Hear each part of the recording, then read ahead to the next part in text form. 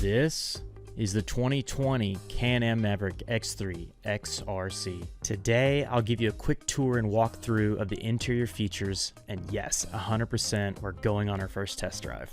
I'm Ransom from UTV Source, and this is the Can-Am 2020 XRC walkaround. So let's start with the driver's side cockpit. There's two switches over here, one for the headlamps, and then the other for the in-out switch for the winch. To the right of the steering wheel is an override switch that allows you to bypass any electronic failures, typically with the gas pedal if you're stuck in mud. And then just like all Can-Ams, you've got an electric push to start button. Now let's move to the gauge cluster. And this has actually been redesigned for the 2020 model. I like it a lot better than the ones that we reviewed for the 2019. We almost bought a 2019, but this is definitely one of the features that I really like seeing. They've organized the information a lot better. There's a far left display, which is your fuel level, and then there's the engine temperature on the right side. But this is all controlled by the D-pad on the right side of the steering wheel. And there's just a menu button there that basically lets you flip through a few different settings. You can go to sport or eco mode. Change the trip A to B. It's a very standard feature in cars. And then there's also the ability to see a little mini XRC, the bottom cutaway right here on the right side. You'll see the bottom wheels are lit up. Well, that just means that the rear diff is locked. Now, I would be totally remiss if I did not mention the sound that the RC makes. The stock exhaust note sounds very similar to previous year models, but it does it for me every time. Check it out.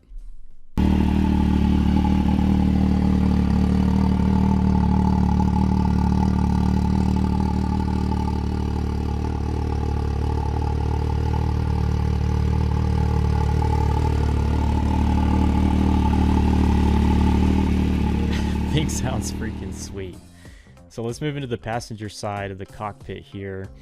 Suicide doors, obviously, with a little strap latch, but the first thing I want to mention is the adjustable seats, right? So the seats are very comfortable. They're a little bit hard to move, actually, if you're not sitting in them, but they do move forward and back. Behind the passenger side seat is the battery, which is not covered. Little pro tip there. The gear shift here just has, your standard reverse, high and low gears, pretty typical if you're familiar with any Can-Ams. So just yesterday we installed a car-to-car radio and an intercom from Rugged Radios. This came custom with their X3 mounting bracket, so we actually had to cut up the car. Wasn't super excited about that, but it looks great, and the radios are awesome. They're all wired in. So this is the D-pad that controls the gauge cluster we just looked at. You got your driving mode, the menu system, your dynamic power steering, high, medium, and low, and then your trip, A, B, and reset buttons. Now to the right of that is the front diff lock. If you want to manually set that into front diff lock or leave it in auto. And then to the right of that is the ability to toggle trail and rock modes, which uses different feedback from the car itself to deliver locking differential. So it may use torque, it may use engine speed. I read the manual on this, and it's like fairly complex in the way that they're delivering trail and rock modes.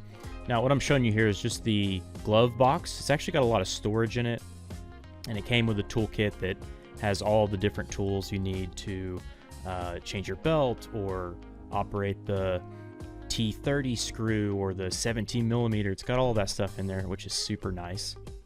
Now Can-Am did give us two medium-sized cup holders here. A little bit inconvenient because they're behind you, and I'm not sure how well they're actually going to hold your drinks, but they are there. A little bit of extra storage. Now, the last thing I want to mention about the interior is the seats. They are fairly comfortable, and the seat belts are pretty neat how they retract. And that makes it a lot easier for putting on versus the fitted 4 or 5-point harnesses. The trick for this is to actually pull down on the lap belt and then tighten the sides. You kind of push the lap belt into your legs and then tighten the sides on the left and right sides. And then we also, since we installed the Rugged Radio's intercom kit, we have the helmet plugins or headset plugins zip tied right to the opening in the seat. So it was actually nice that that seat had that opening there. So let's talk quickly about the front end of the car. The suspension on this thing is just absolutely awesome. There's 5 different settings that you can adjust on every single shock. We got sway bar links up here. There's skid plates under the entire car, including this lower A-arm we're showing you. And for the wheel and tire combo, we've got 32-inch Maxxis Liberty tires from the factory on a 15-inch bead-locked wheel, and they just look so awesome. It really completes the look. Now, moving to the back of the car here, one thing that I wanted to mention, Can-Am made an adjustment with the 2020 models by putting a pickup point on the radius rod plate. You can see there's a hook there. It makes it so easy to strap it down onto a trailer. And there's a pickup point in the front as well. I'm not sure if that's specific to the RC because it has a winch there, or if all the 2020 models have that, but it's super easy to strap this thing down. The cargo area of the 2020 XRC hasn't really changed much, but it's super awesome. Very spacious and a lot of openings for you to attach straps and ratchets to if you want to strap down your own ice chest, or also install various aftermarket solutions like a spare tire mount. It's also very sturdy. You'll see shoe prints on here from where I was installing the antenna for the radio. This car also comes mounted with an adjustable rearview mirror. There's a knob on the back of it that you can loosen and adjust it fully. To be honest, I don't know if that's standard or not, but thought it was worth mentioning. Another unique feature to the XRC, besides the winch and skid plates, is the roof. And a very awesome add-on to this is the Zeus fasteners, DZUS. It's basically a self-ejecting cam fastener that you can install with one hand while you're holding the phone, right? So if you want to just take your roof off for the day and then leave it, you totally can. So that's it for my walk around of the 2020 Can-Am XRC. I know I didn't cover every feature of the car. If you have something else you want to throw in that's important or a standout feature of the RC, leave it in the comments below. All right, let's take this thing for a ride.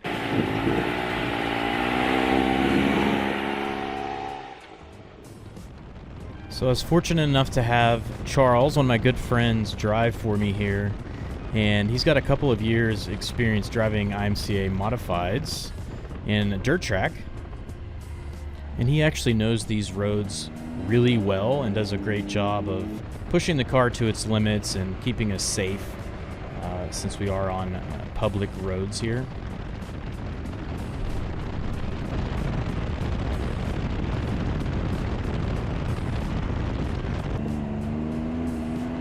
And so now we're headed to what we call Spider Web Way, and you'll see why in just a minute. And it's just a long dirt road to get there. We top out on the highway at around 75 and get up to about 82 here on this dirt road. I mean, more than enough horsepower. We had just done some suspension modification and aired the tires up to the spec in the handbook, which is 18 in the front and 22 in the rear, and that ended up being too much, really. It was a little bit loose in the back end because of so much tire pressure, so we'll probably need to drop that down to maybe 18 in the rear and 16 in the front, something like that. But the overall suspension was liquid smooth. I mean, it felt like we were really just driving, floating on air, essentially.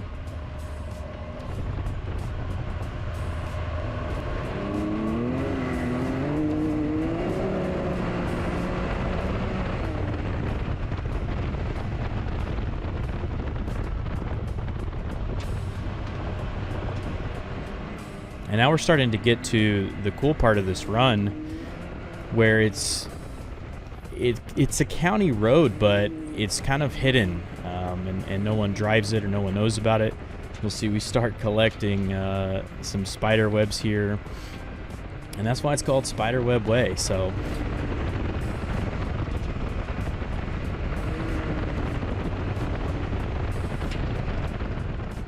once we get to the end of this run, we just turn around and drive it really hard all the way back. So I'll let you guys just take a look at this footage here and enjoy.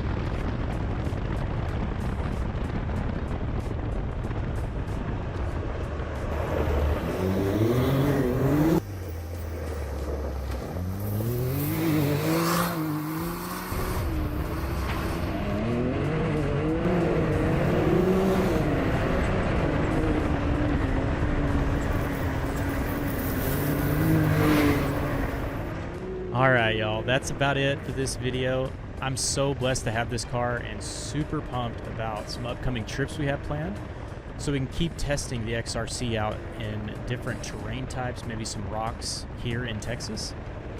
The plan is to naturally upgrade it when we find shortcomings, so if you guys want to follow along my journey here, be sure and like and subscribe and follow us on Instagram or at utvsource.com. I'm Ransom from UTV Source, and we'll see y'all on the next one.